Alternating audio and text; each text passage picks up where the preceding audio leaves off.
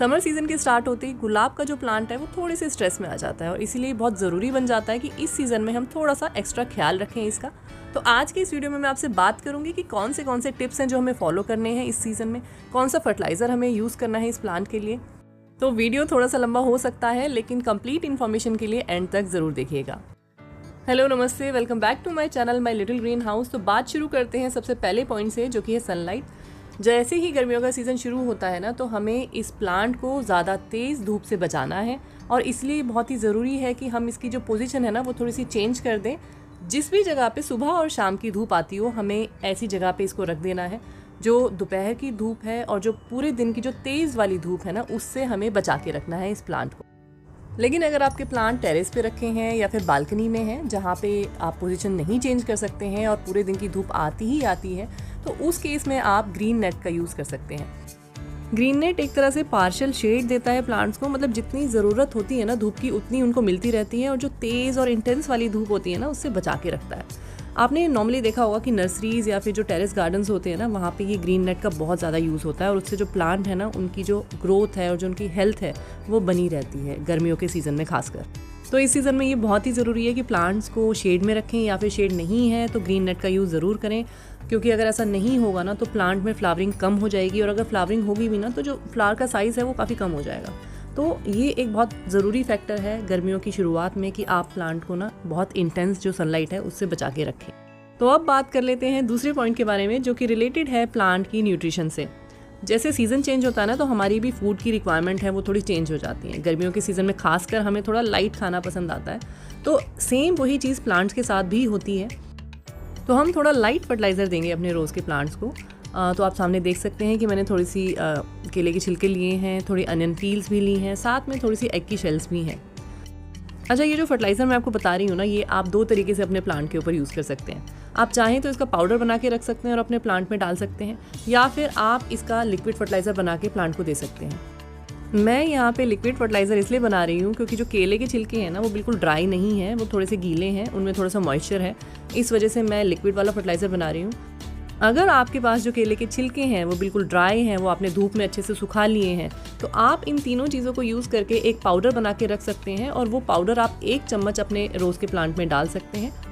अगर मैं क्वांटिटी की बात करूं तो 1 लीटर पानी मैंने यहाँ पे लिया है और उसके अंदर आप 2 से 3 केले के छिलके डाल सकते हैं, थोड़ी सी मुट्ठी भर प्याज के छिलके डाल सकते हैं और 2 मैंने एग की शेल्स ली हैं। अब ये सब डालने के बाद ना हम इस लिक्विड को 24 घंटे के लिए पानी में छोड़ देंगे और 24 घंटे के बाद हम इस लिक्विड को स्ट्रेन कर लेंगे, क्योंकि ये जो छिलके हैं ये प्लांट के अंदर बिल्कुल नहीं जाने चाहिए, वरना फंगस का इशू आ सकता है प्लांट के अंदर। तो हम इसको एक बार स्ट्रेन कर लेंगे और स्ट्रेन करके जो लिक्विड बनेगा वो हमारा फाइनल फर्टिलाइज़र तैयार हो जाएगा प्लांट के अंदर यूज़ करने के लिए। इस फर्टिलाइज़र को हमें, ये जो लिक्विड बन के तैयार हुआ है, इसको हमें डाइल्यूट करने की बिल्कुल ज़रूरत नहीं है, ये हम एज इट इज़ प्लांट में डाल सकते हैं। अगर मैं क्वांटिटी की बात करूं तो आप करीब 200 ml के करीब ये फर्टिलाइज़र अपने प्लांट में बिल्कुल बेफिक्र होकर डाल सकते हैं। टाइमिंग्स की बात करूं तो सुबह या फिर शाम के टाइम पे आपको ये फर्टिलाइज़र यूज़ करना है, दोपहर के टाइम पे यूज़ नहीं करना है, और महीने में 2 बार आप इसका यूज़ आराम से अपने प्लांट में कर सकते हैं।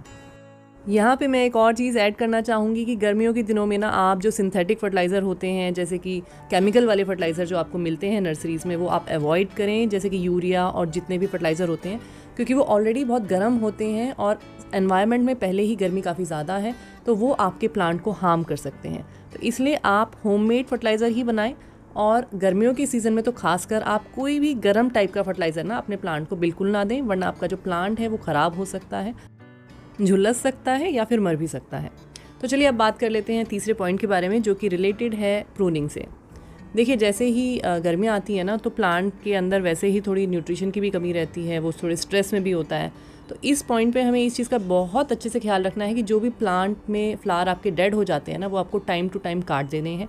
काटने से पहले इस चीज़ का बिल्कुल अच्छे से ध्यान रखना है कि जो भी आप कटर ले रहे हैं ना, उसको सैनिटाइज़ कर लें या फिर किसी भी हैंड वॉश से आप उसको अच्छे से साफ़ कर लें, वरना जो है गुलाब के अंदर फंगल इश्यूज़ बहुत जल्दी निकल के आते हैं और बहुत जल्दी हो जाते हैं। अच्छा, इस पॉइंट पे आपको एक और चीज़ बहुत अच्छे से ध्यान रखनी है कि जब भी आप किसी भी फ्लावर को कट करेंगे ना, तो उसके बाद जो उसकी स्टेम रह जाएगी, तो उसकी स्टेम के ऊपर आपको हल्दी का पाउडर लगा देना है, क्योंकि फंगस जो है वहीं से जहाँ पे भी कुछ कटिंग करते हैं, प्रून करते हैं, तो जो स्टेम होती है ना, वहाँ से फंगल इश्यूज़ बनने लग जाते हैं प्लांट के अंदर। तो हल्दी लगा देने से जो प्लांट के अंदर जो ये इश्यूज़ है ना फंगस वाले, वो बिल्कुल भी अराइज नहीं होंगे और आपका जो प्लांट है ना वो हेल्दी बना रहेगा। तो चलिए अब बात करते हैं अगले पॉइंट के बारे में, जो कि रिलेटेड है मल्चिंग से। मल्चिंग बेसिकली क्या होती है कि जो हमारे गार्डन में हमें सूखी हुई पत्तियाँ मिल जाती हैं, उनको हम यूज़ कर सकते हैं प्लांट्स को प्रोटेक्ट करने के लिए। मल्चिंग से बेसिकली क्या होता है कि जो सॉइल का टेम्परेचर है वो फ्लक्चुएट नहीं करता, जो स्ट्रेस है ना प्लांट के ऊपर वो भी ज़्यादा नहीं पड़ता। वो एक तरह के बैरियर की तरह काम करती है ज़्यादा ठंड और ज़्यादा गर्मी में प्लांट को बचाने के लिए।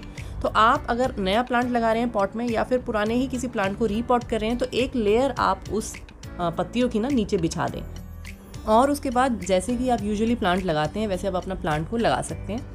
यहाँ पे मैं आपको एक दो चीज़ें बताना चाहूँगी कि अगर आपके पास नीम की सूखी हुई पत्तियाँ हैं तो वो आप एज ए मल्च यूज़ कर सकते हैं, स्पेशली अपने गुलाब के पौधे के लिए, क्योंकि नीम एक बहुत ही अच्छा फंगीसाइड है। तो वो आपके प्लांट को ना डिजीज़ से बचा के रखेगा।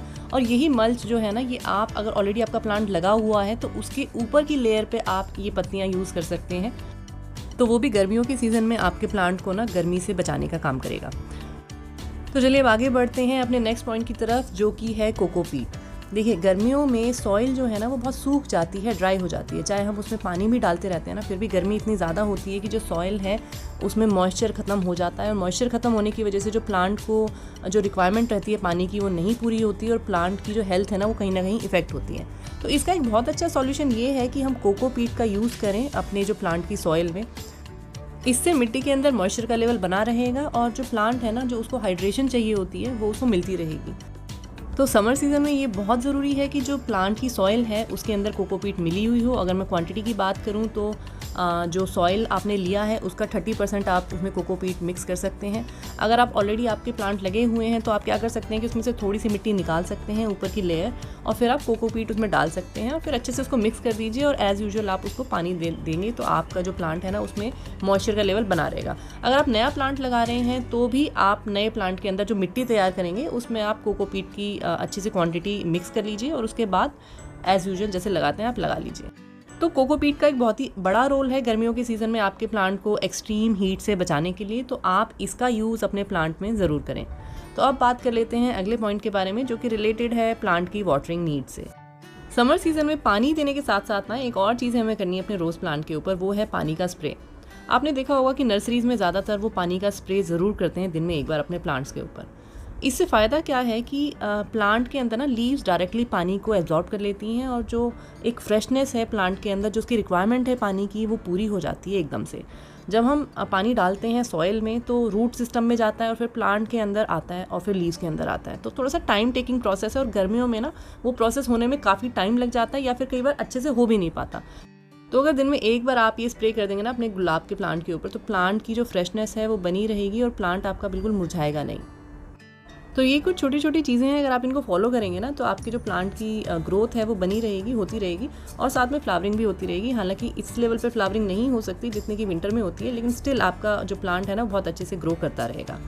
तो आज की वीडियो में बस इतना ही। मैं आपसे फिर मिलूंगी एक नई वीडियो के साथ। अगर आप इस पॉइंट तक मेरा वीडियो देख रहे हैं तो thank you so much for watching my video till this point. Video अगर आपको अच्छा लगा हो तो वीडियो को लाइक और शेयर ज़रूर कर दें। चैनल पे अगर आप पहली बार आए हैं ना तो चैनल को सब्सक्राइब करना बिल्कुल ना भूलें। मैं आपसे फिर मिलूंगी एक नई वीडियो के साथ। तब तक के लिए अपना ध्यान रखिए। Bye bye.